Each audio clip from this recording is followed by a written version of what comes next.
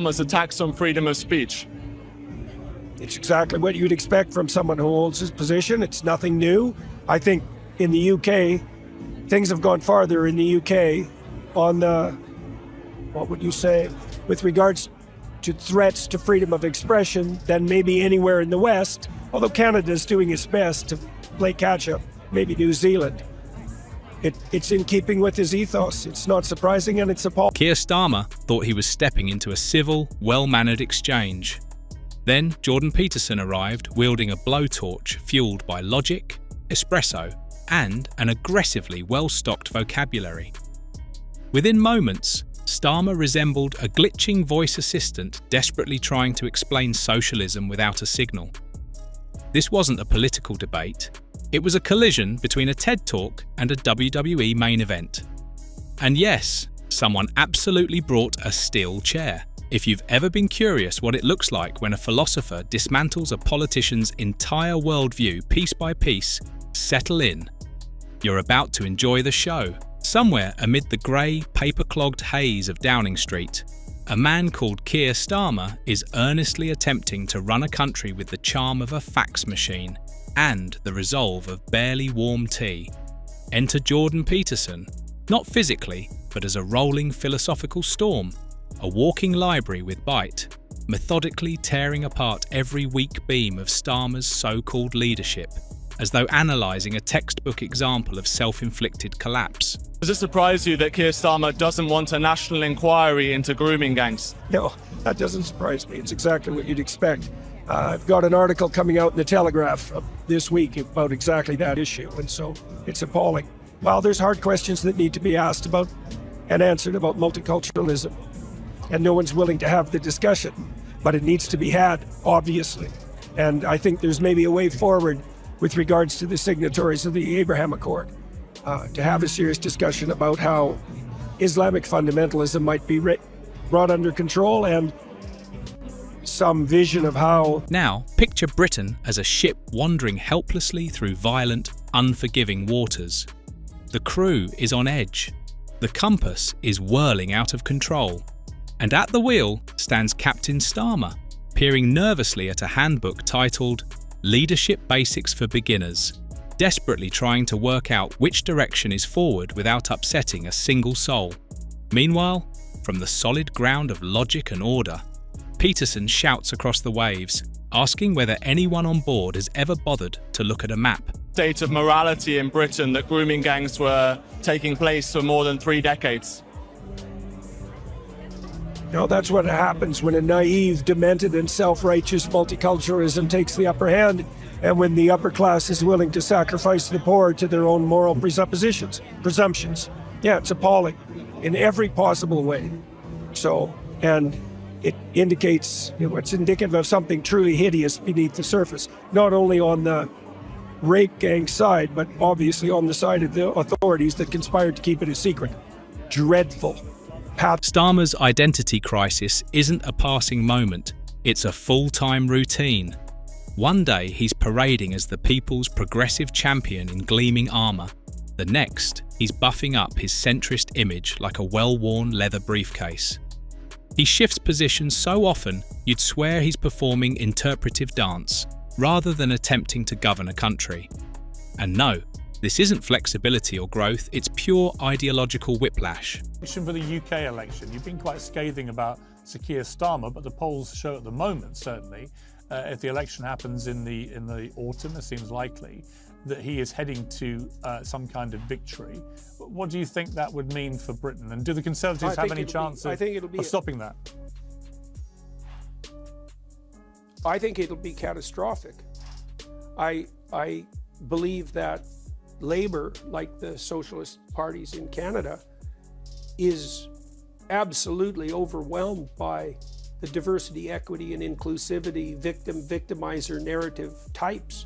Peterson, a man who can reduce human behaviour to 12 rules and still demand responsibility from a goldfish, would watch Starmer's political acrobatics and label them a textbook case of existential avoidance.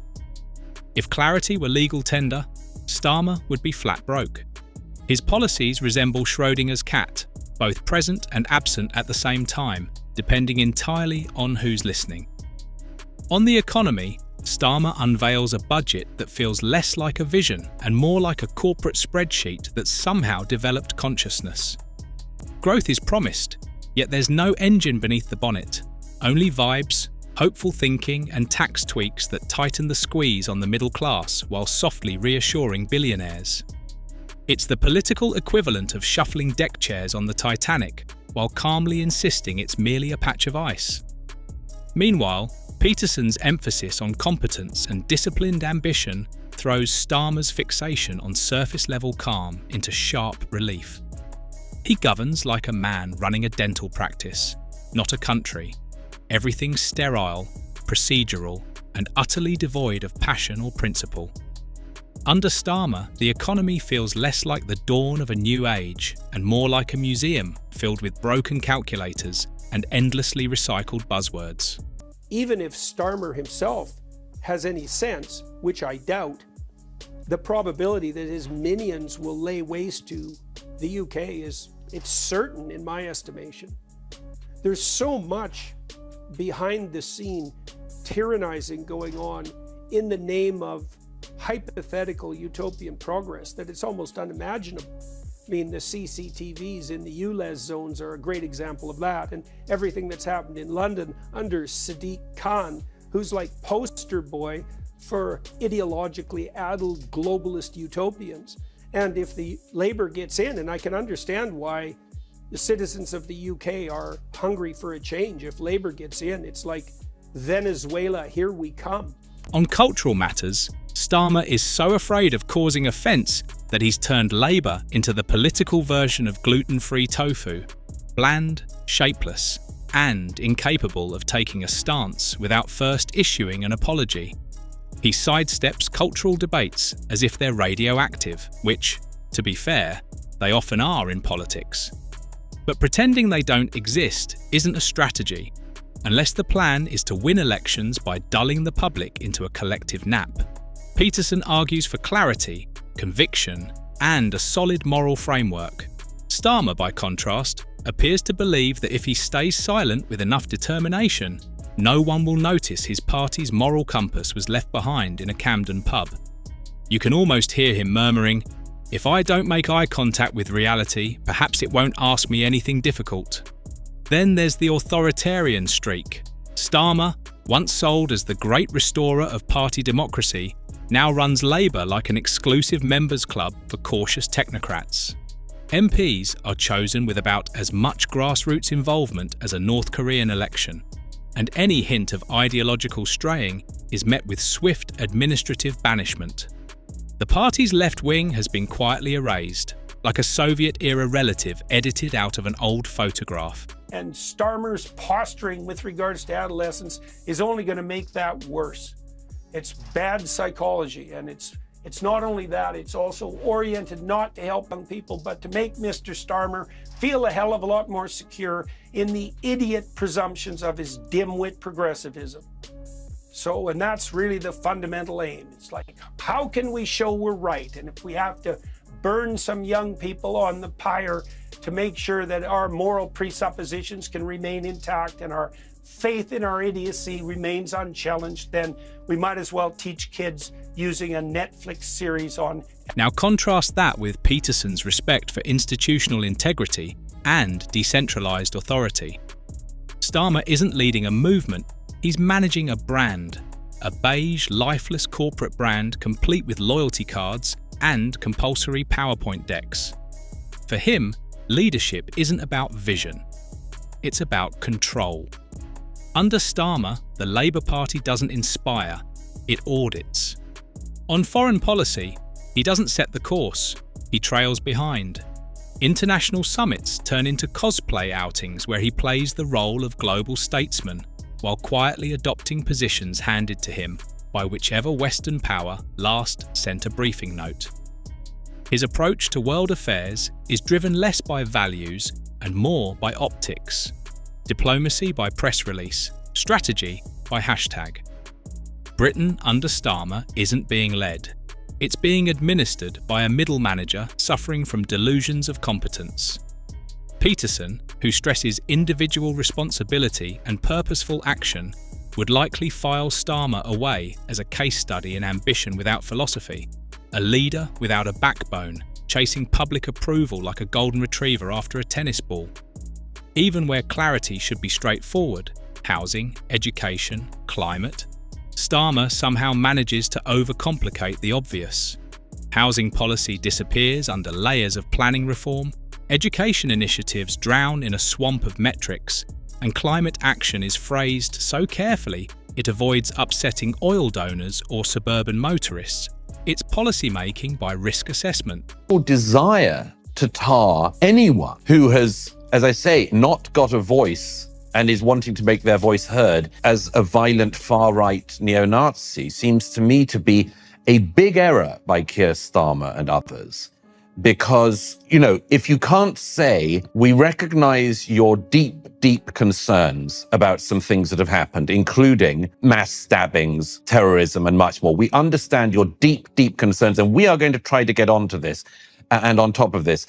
But there is no excuse to turn out on the streets and be violent against your Muslim brothers and sisters and neighbours or anyone else. He's reduced governance to a bland porridge of half measures and non-committal tactics. There's no bite, no spirit, just bullet points dressed up as convictions. Britain doesn't need a chief administrator. It needs a leader with a spine, a strategy, and, ideally, a heartbeat. Peterson didn't merely dismantle Starmer intellectually, he stripped away the illusion that anything substantial ever existed beneath the neatly pressed suit and carefully timed pauses. And that's the real tragedy. All of this is unfolding while Britain is grappling with crises on every front. A health service struggling to breathe, a housing market that feels like Monopoly played on steroids, and a generation of young people whose main inheritance is anxiety. Through it all, Starmer issues statements with the energy of a dial tone and the impact of a soggy sponge. Peterson wouldn't even need to raise his voice. Starmer defeats himself by embodying the political equivalent of a ghost-written self-help book, packed with vague platitudes, allergic to specifics, and destined to collect dust. Britain deserves more than a political placebo. It needs leadership that sparks action rather than merely managing decline. What Peterson dissects in theory, Britain experiences in reality. Leadership collapsing into focus-grouped slogans, belief evaporating into tidy administration. Starmer is what you get when a country in crisis appoints a risk consultant instead of a prime minister. Somehow navigate us to a better place. Possibly, is he going to be a transformative prime minister where we all wake up in 2-3 years and think, wow, the Starmer revolution? I don't think so. Mm-hmm.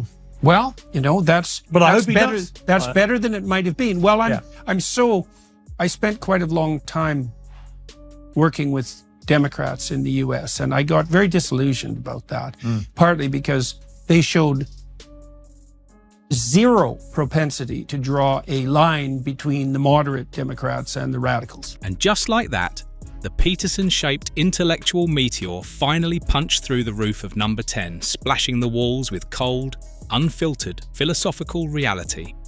No shouting, no foam at the mouth, just a calm, methodical dismantling of Starmer's leadership, like a science fair frog pinned to a tray. Except this frog comes with a law degree, a sprawling office, and a startling lack of anything resembling a backbone. Jordan Peterson didn't need to raise his voice. He simply held up a mirror. Start with the fundamentals.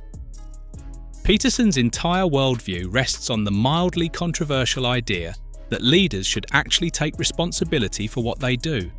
Starmer, by contrast, treats responsibility like it's radioactive.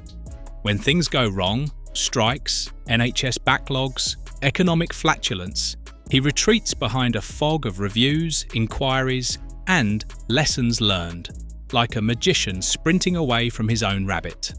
Peterson's philosophy is simple. Sort your own life out before trying to run a country. Starmer's method? Act as if the nation is a group project and hope someone else gets blamed when the PowerPoint crashes. Then there's vision, that thing leaders are meant to possess, purpose, direction, a clear plan for the future. Yet Starmer somehow leads a major political party and governs the UK with all the inspirational force of a printer installation guide. I suspect what will happen in the UK is the same thing that happened in Canada, which is that the right will split, reform, and reunite, and that would be the best bet.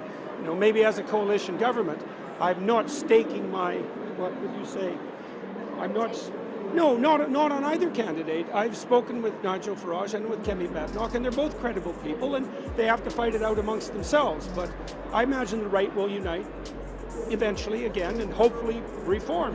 While Peterson emphasises structure, order and moral clarity, Starmer appears to believe that vague optimism and management buzzwords can substitute for an actual political philosophy.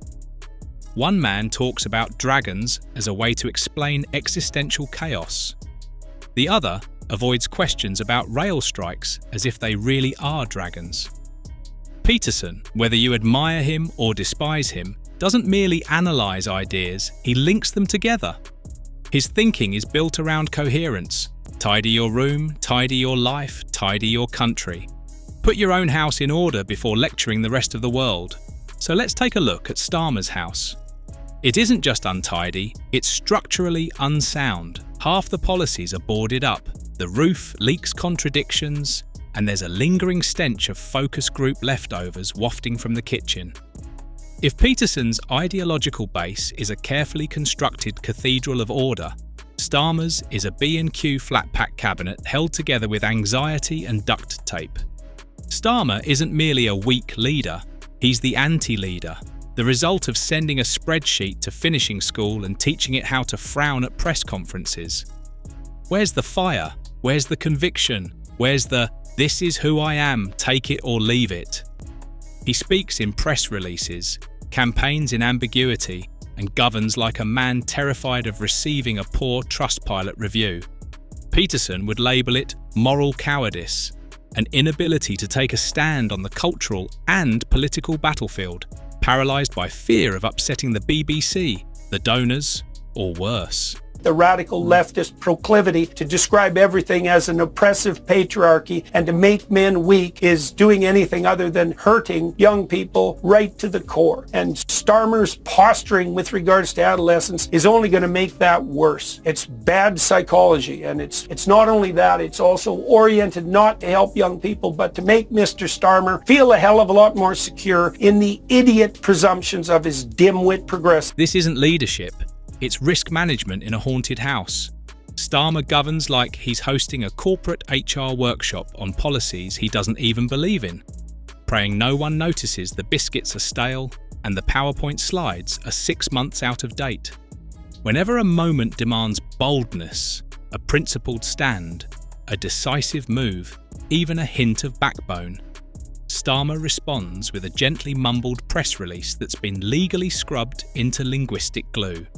Peterson, by contrast, would argue that clarity is the cure for chaos, structure, accountability, and a belief system that doesn't collapse the moment someone raises an eyebrow.